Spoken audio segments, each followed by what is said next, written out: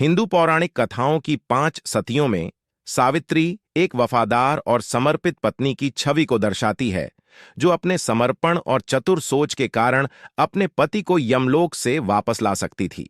सावित्री और सत्यवान की इस कहानी का सबसे पुराना वर्णन पौराणिक महाकाव्य महाभारत के अरण्य पर्व में मिलता है। यह कहानी प्राचीन आर्षि मार्कंडेय द्वारा बड़े पांडव युधिष्ठिर को बताई गई है।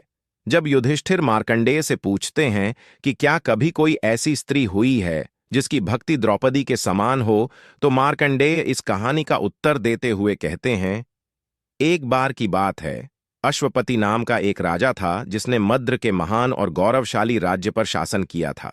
राजा के पास सब कुछ था, धन, शक्ति और विलासिता, लेकिन उन्होंने तपस्वी जीवन जीने की कामना की और सावित्री मंत्र का जाप करके देवी सावित्री को हवन किया और देवी से पुत्र प्राप्ति का वरदान मांगा।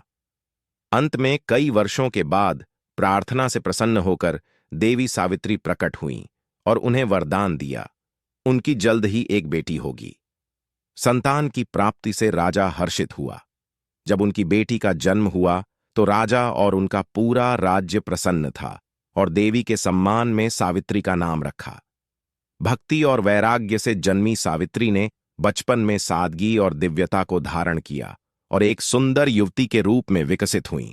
सावित्री की सुंदरता की ख्याति दूर दूर तक फैल गई और देश भर के राजघरानों ने राजा के पास विवाह का प्रस्ताव भेजकर उसका हाथ मांगा। हालांकि सावित्री ने यह कहते हुए शादी से इनकार कर दिया कि वह खुद दुनिया में बाहर जाएगी और अपने लिए एक पति ढूंढेगी। वह इस उद्देश्य के लिए एक तीर्थ यात्रा पर निकलती है और द्युमत्सेन नाम के एक अंधे राजा के पुत्र सत्यवान को पाती है, जो अपनी दृष्टि सहित सब कुछ खो देने के बाद वन निवासी के रूप में निर्वासन में रहता है। यह सुनकर कि सावित्री ने एक दरिद्र राजकुमार को चुना है, उसके पिता को बहुत निराशा हुई, लेकिन सावित्री सत्यवान से विवाह करने की इच्छुक थी। आगे आर्षि नारद जो राजा से मिले और घोषणा की कि सावित्री ने एक बुरा चयन किया था। हालांकि सत्यवान हर तरह से परिपूर्ण है, उनकी शादी के 1 साल बाद उनकी मृत्यु होना तय था। राजा अश्वपति ने सावित्री से सत्यवान को भूल जाने और अधिक उपयुक्त पति चुनने की विनती की, लेकिन सावित्री ने जोर देकर कहा कि उसने पहले ही सत्यवान को अपने पति के रूप में स्वीकार कर लिया है और किसी और के बारे में नहीं सोच सकती। अंत में राजा मान गए और सावित्री और सत्यवान का विवाह करवा दिया। हालांकि राजा अश्वपति सत्यवान को अपना उत्तराधिकारी बनाना चाहते थे, लेकिन सावित्री ने अपने पिता की इच्छा को अस्वीकार कर दिया और एक सन्यासी के कपड़े पहनकर जंगल चली गई और अपने नए सास ससुर और पति के प्रति पूर्ण आज्ञाकारिता और सम्मान में रहने लगी। सत्यवान की मृत्यु की भविष्यवाणी के 3 दिन पहले सावित्री ने उपवास और सतर्कता का पालन करना शुरू कर दिया। उसके ससुर ने उसे चेतावनी दी कि उसने बहुत कठोर शासन किया है, लेकिन सावित्री ने उसे आश्वासन दिया कि उसने इन तपस्याओं को करने की शपथ ली है और द्युमत्सेन ने उसे अपना समर्थन भी दिया। सत्यवान की अनुमानित मृत्यु की सुबह सावित्री ने अपने ससुर से अपने पति के साथ जंगल जाने की अनुमति मांगी। चूंकि उसने पूरे वर्ष के दौरान कभी भी कुछ भी नहीं मांगा, इसलिए द्युमत्सेन ने उसकी इच्छा पूरी कर दी। जोड़ा जंगल में चला गया। एक ऊंचे पेड़ के नीचे सत्यवान ने मुलायम हरे पत्तों का एक आसन बनाया और उसके लिए फूलों को एक माला में बुनने के लिए लकड़ी काट ली। दोपहर के समय सत्यवान थोड़ा थका हुआ महसूस करता था और थोड़ी देर बाद वह आया और सावित्री की गोद में सिर रखकर लेट गया और कुछ ही समय में वह मृत्यु के कगार पर था। अचानक पूरे जंगल में अंधेरा छा गया और जल्द ही सावित्री ने देखा कि यमदूत सत्यवान की आत्मा को उसके शरीर से निकालने के लिए उसके सामने खड़े हैं। उसने क्रोध और आक्रोश से यमदूत की ओर देखा। सावित्री के क्रोध से यमदूत भयभीत हो गए और सत्यवान के शरीर को छूने में असमर्थता के बारे में मृत्यु के राजा यम को सूचित करने के लिए वापस यमलोक लौट आए। अंत में मृत्यु के देवता यम को सत्यवान की आत्मा का दावा करने के लिए आना पड़ा।